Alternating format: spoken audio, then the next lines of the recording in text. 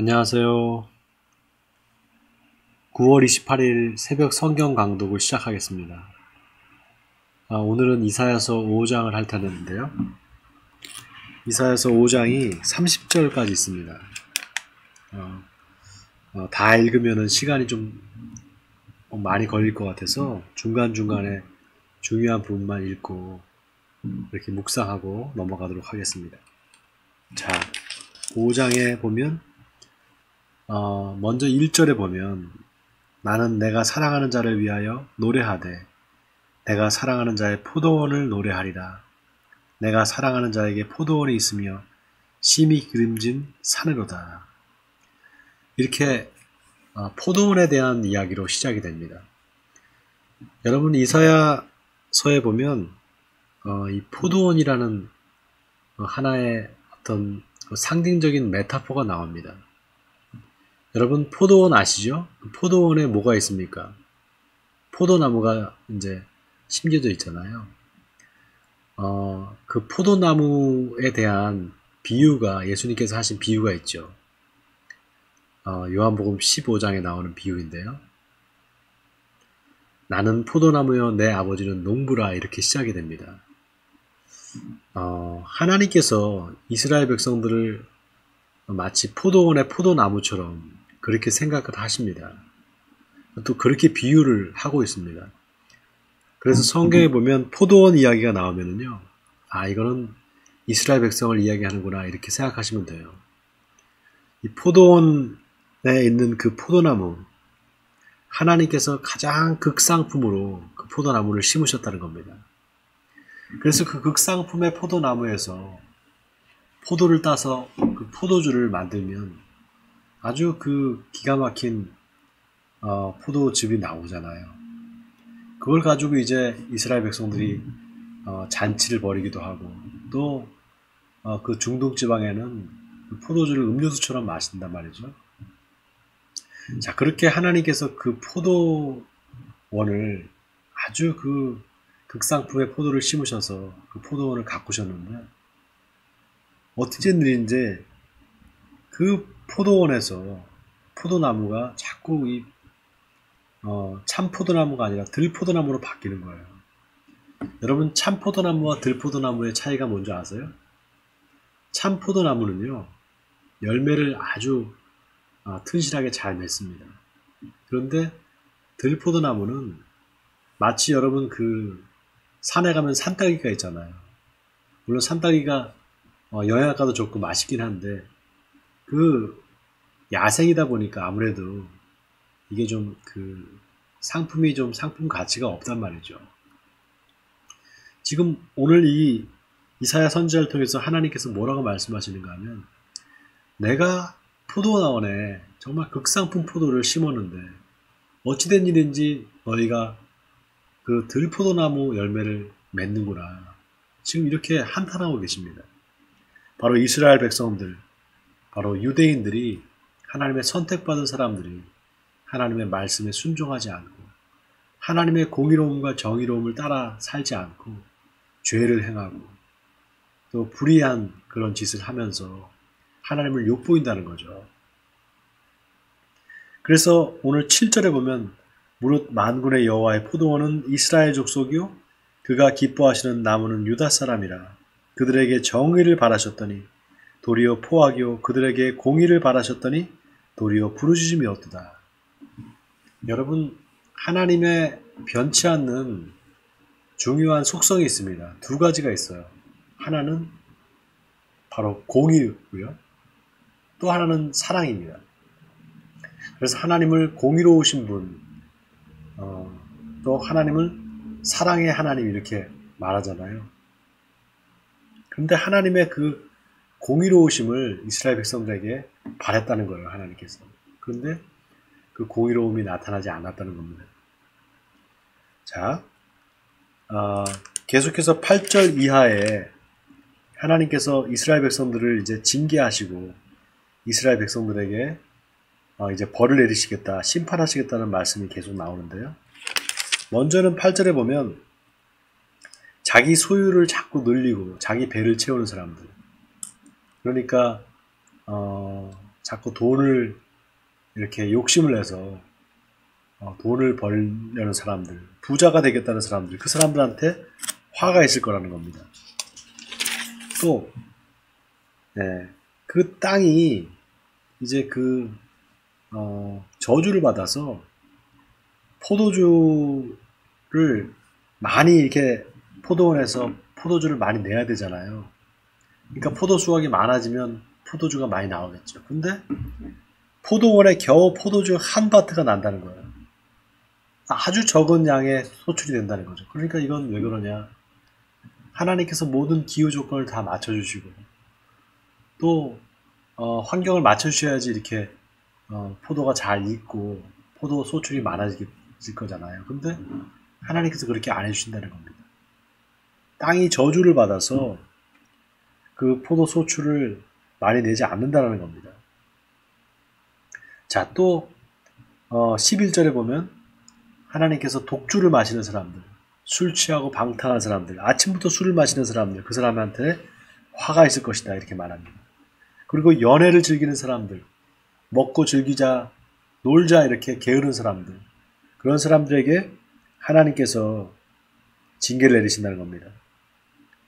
자, 이렇게 계속해서 하나님이 이스라엘 백성들 향해서 경고의 말씀을 또 심판의 말씀을 계속하고 있습니다.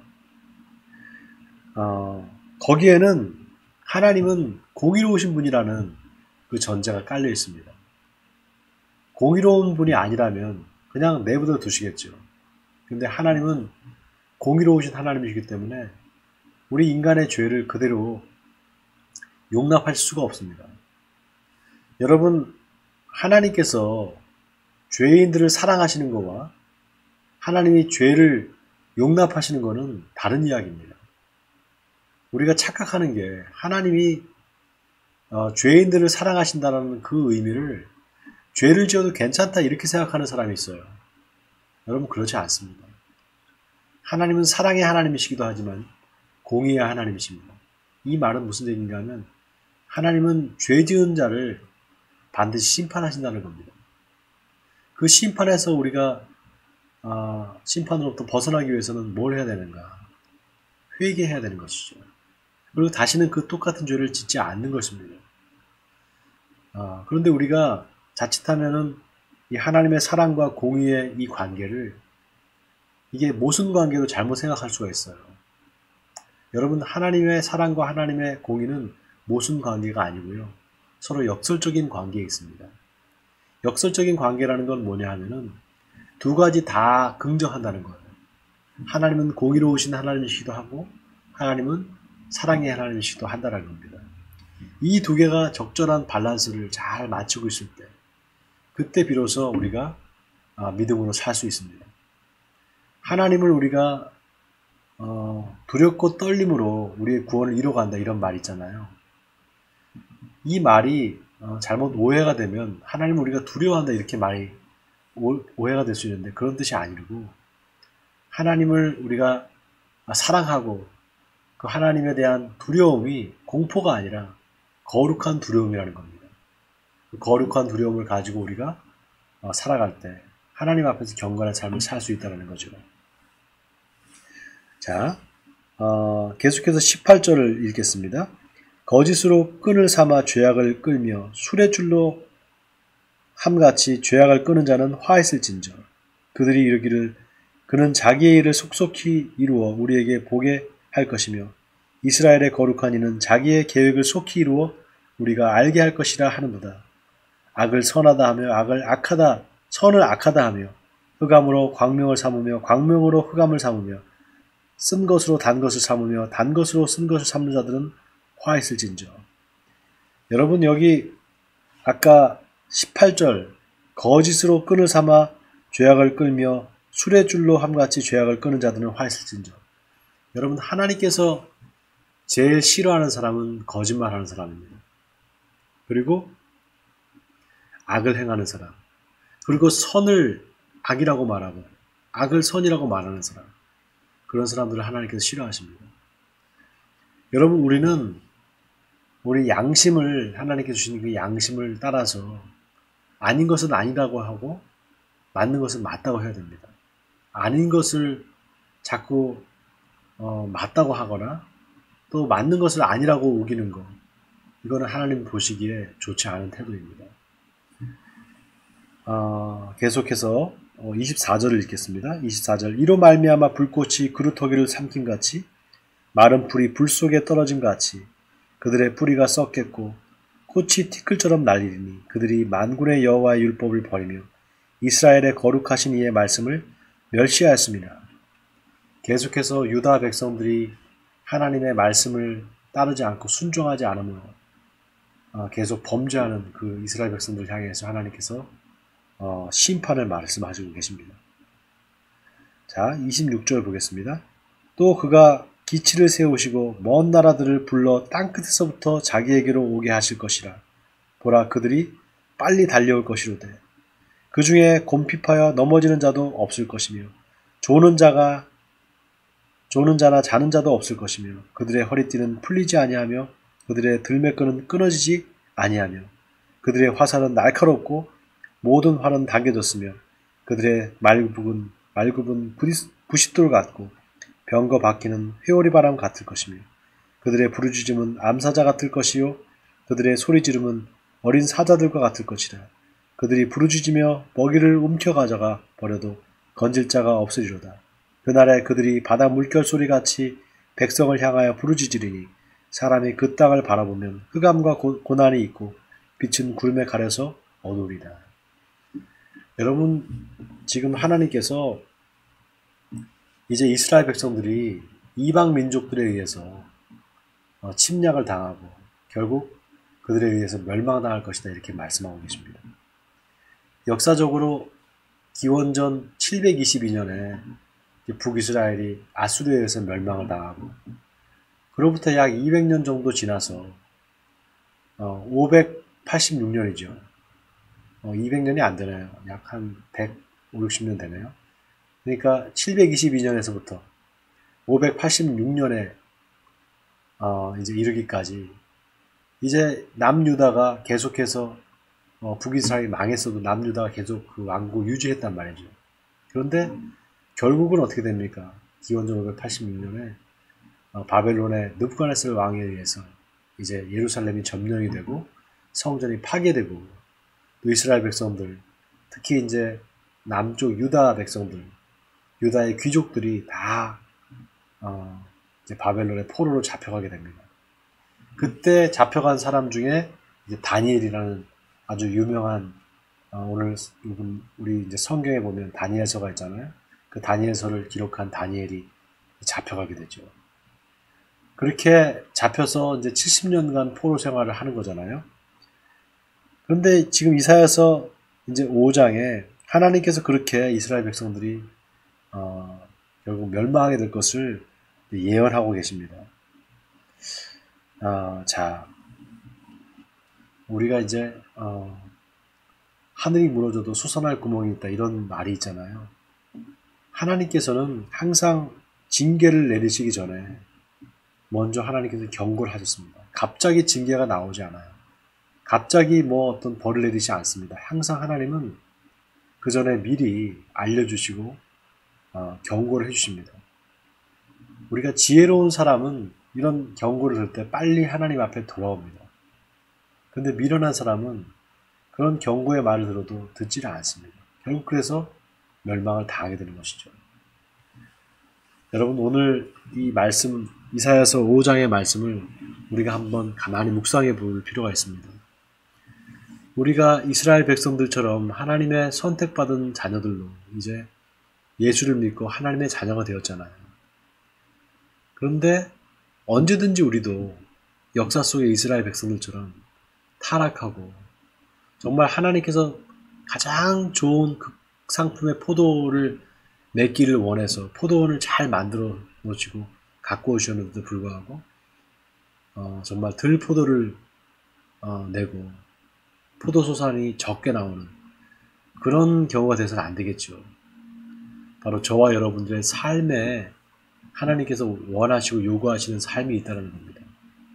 그것은 우리 삶을 통해서, 우리의 그 신앙을 통해서, 우리의 믿음을 통해서 하나님께서 영광을 받으시는 거고, 또 세상 사람들 가운데 우리 하나님의 이름이 드높아지는 것입니다. 우리가 이 말씀을 좀 오늘 이사야서 5장의 말씀을 잘 묵상하시면서요, 우리가 정말 하나님 앞에서 어떻게 살아야 할까, 정말 참 포도나무로 많은 열매를 맺어서 하나님께 그 열매를 드리는 그런 사람이 됐으면 좋겠다. 이렇게 한번 우리 마음을 다잡아 보고요. 또 오늘 하루의 삶도 주님께서 기뻐하시는 삶을 살기를 원합니다. 이렇게 다짐하는 오늘 귀한 시간 되었으면 좋겠습니다. 오늘 여기까지 할 텐데요. 오늘 하루도 여러분 승리하시는 하루 되시길 바라고, 또 세상 가운데 만나는 여러 사람들, 또 여러 환경들에 여러분 지치고 힘들겠지만 그때마다 우리가 누구인가, 바로 하나님의 선택받은 자녀라는 사실을 잊지 마시고 기도하고 또 하나님 앞에 간구하심으로 문제를 해결하고 하나님께 영광을 돌리는 여러분 되시기를 주님의 이름으로 간절히 축원드립니다. 우리 같이 기도하겠습니다. 사랑의 하나님, 감사합니다. 어렵고 힘든 세상 가운데 하나님의 자녀로 살아가는 것이 얼마나 힘들고 어려운지 주님께서 아시는 줄 믿습니다. 우리의 믿음을 붙잡아 주셔서 세상 가운데 흔들리지 않고 오직 말씀에 의지하여서 말씀으로 승리하는 우리 에베네셀 교회 성도들이 되게 해주시옵소서. 이스라엘 백성들을 징계하셨던 하나님께서 오늘 이 시간 하나님의 자녀로 부름받고 이 땅을 살아가는 우리에게도 하나님이 징계하시고 심판하신다는 사실을 우리가 잊어버리지 않게 하시고, 교만하지 않고 늘 겸손한 마음으로 하나님 앞에 하나님의 뜻이 무엇인지를 묻는 우리들 되어서 하나님의 뜻대로 행함으로 말미암아 하나님께 칭찬을 듣는 우리 모두가 되게 해주시옵소서. 오늘 하루도 주님께 의탁하오며 이 모든 말씀 우리 주 예수 그리스도의 이름으로 기도하옵나이다. 아멘. 여러분 오늘 하루도 승리하시는 하루 되시기를 주님의 이름으로 축원드립니다. 파이팅입니다.